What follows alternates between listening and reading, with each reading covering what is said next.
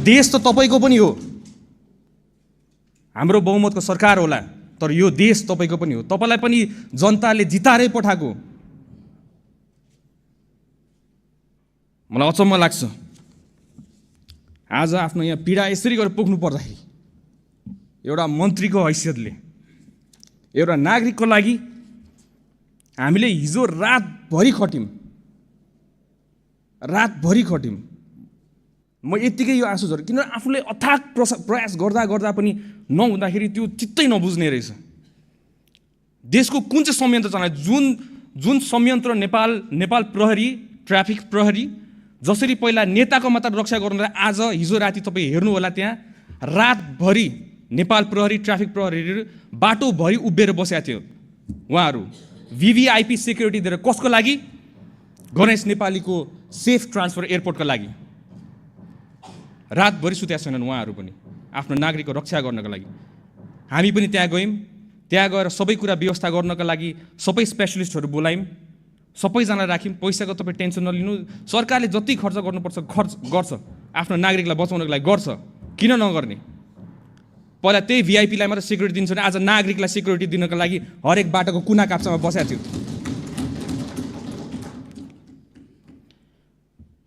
तर त्यतिखेरको कन्डिसन तपाईँलाई थाहा छैन। किन थाहा छैन? किन तपाईँ त्यहाँ पुगेकै छैन। डक्टरसँग कन्सल्ट गर्नु पऱ्यो, कुरा गर्नु पऱ्यो। डक्टरहरू हामीले उता इन्डियन साइडलाई पनि हामीले पर्मिसन लिनु पऱ्यो। राति परिसकेको थियो, पर्मिसन लिन परराष्ट्रलाई हामी परराष्ट्र मन्त्री उठ्नुभयो, परराष्ट्र सचिव उठ्नुभयो, इन्डियन एम्बेसीसँग कोर्डिनेसन गर्नुभयो। इन्डियन एम्बेसीसँग कोर्डिनेसन गरेपछि उताको एम्सको टिमलाई रेडी गर्नु पऱ्यो। उतापट्टि आउँदाखेरि फेरि यताबाट एयरप्लेनले हाम्रो एयर एम्बुलेन्स स्ट्यान्ड बाईमा राख्यौँ हामीले। म आफै गएर त्यहाँ निरीक्षण गरेँ, किनभने हाम्रो डोमेस्टिक एयरपोर्ट जाने बाटोमा चाहिँ तपाईँको त्यो पिच भएको छैन। त्यो गल्ती हामीले लिनुपर्ने, पिच नभएको। त्यतिखेर हाम्रो गणेश नेपाली त्यही एम्बुलेन्समा जाँदाखेरि हल्लिएर केही होला कि भनेर डर लागेर मैले राति नै एयरपोर्टमा गएर 10 नम्बर बेमा लिएर आउनुपर्छ तपाईँहरूले, यतापट्टि सजिलो हुन्छ भनेर हामीले भनेर आएको छौँ। र राति एयरपोर्टमा आफै गएको त्यसलाई स्टन्टबाजी भनेर भन्नुहुन्छ भने यस्तो स्टन्टबाजी सबैजनाकोबाट चाहियो आफ्नो नागरिकलाई सेवा गर्नलाई।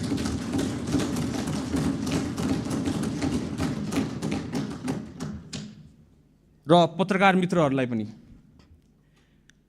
तपाईँले सोध्नु होला, जतिजना मान्छेले त्यसलाई स्टन्टबाजी भन्नुभयो, क्यामेरा लिएर हिँड्छ भनेर। क्यामेरासँग भाग्ने मान्छेहरू हामीहरू, क्यामेरा आएर बोलेको तपाईँले हतपत्त हामीलाई देख्नु हुँदैन। हामी फिल्डमा उत्रेर काम गर्ने मान्छेहरू, हामीलाई त्यति राम्रोसित बोल्नु आउँदैन होला, तर राम्रोसित काम चाहिँ गर्नु आउँछ, आफ्नो देशलाई जोगाउनु आउँछ। चाहे तपाईँ नै होस्, तपाईँको जिम्मेवारी पनि हाम्रै टाउकोमा छ। हामीले नै त्यो जिम्मेवारी निर्वाह गरेर हामी तपाईँको सुरक्षाको लागि हामी खटिरहेछौँ। हामीले कहिले पनि बनाएको छैनौँ कुनै दल, कुनै पार्टी भनेर हामीले छुट्याएको छैनौँ यहाँ। तर पहिला के हुन्थ्यो, हामी पहिला बस्दाखेरि एउटा नागरिक भएर हेर्दाखेरि के हुन्थ्यो, यताबाट एकजना उफ्रिनुहुन्थ्यो, उताबाट अर्कोजना उफ्रिनुहुन्थ्यो, दिनभरि त्यो ड्रामा हुन्थ्यो हाम्रोबाट यहाँ। तर अब हामी नसुध्रेर कहिले सुध्रिने? त्यही भएर हामीले हिजो अथाक प्रयास गरेको, प्लेन श्री एयरलाइन्स रेडी गरेको, पर्मिसनहरू लिनुपर्छ लिएकै हो। तर डक्टर्सहरूले स्टेबल राख्नु पऱ्यो, पेसेन्टलाई स्टेबली ट्रान्सफर गर्नु पऱ्यो। अब उहाँको ब्लड प्रेसरै लो भइसकेको थियो। ब्लड प्रेसर लो भएको टाइममा हामीले उहाँलाई लाँदै गर्दाखेरि केही गरी घटना घटिहाल्यो भने त हामीले त बचाउने उद्देश्यले गरिरहेको हो नि त। डक्टर्सहरूको रेकमेन्डेसन त बुझ्नु पऱ्यो। अब यहाँ आएर सबैजना एक्सपर्ट भइसकेका छन्, सबैजना डक्टर्स भइसकेका छन्। त्यहाँ डक्टर्स एक्सपर्ट्सहरू, नेपालको विज्ञ डक्टर्सहरू सबै हामीले राखेको थियौँ त्यतिखेर। कुनै हालतमा बचाउनु पऱ्यो हामीले भनेर भने त। तर त्यही पनि त्यो जिम्मेवारी कसको थियो?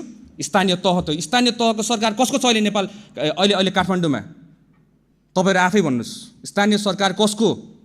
व्हिल लक लगाएको कसले? हामीले भनिराख्नु पर्ने, अनि त्यो दोष पनि हामीले भोग्नुपर्ने। हामीले आफ्नो जिम्मेवारी निभाउँछौँ, जोसुकैले गरेको होस्। आफूले अघि बढ्नुपर्छ, त्यसमा दोष लाउनु हामीलाई छैन। आफूले गर्नुपर्ने कर्तव्य, राज्यले गर्नुपर्ने कर्तव्य त यही त हो त, आफ्नो नागरिकलाई जसरी भए पनि बचाउनु पर्ने। गर्छौँ, 3 रात सुत्नु नपरोस्, 4 रात सुत्नु नपरोस्, हामी सुत्दिनौँ, आफ्नो नागरिकलाई बचाउँछौँ। हामी प्रयास गरेकै हो मान्छेहरू। र अहिले आउँदाखेरि आफ्नै साथीभाइहरू, मान्छेहरू जो अगाडि एउटा बोल्नुहुन्छ, पछाडि अर्कै बोल्नुहुन्छ, चित्त बुझ्दैन रहेछ। यो अगाडि जसरी बोल्नु भएको छ त्यसरी नै पछाडि बोल्नु पर्यो। अगाडि आउनुहुन्छ म्यानेजरहरूले एकदम ल भन्दै घुलमिल गरेर बोल्नुहुन्छ, पछाडि गरेर के गरेर बोल्नु भएको थियो।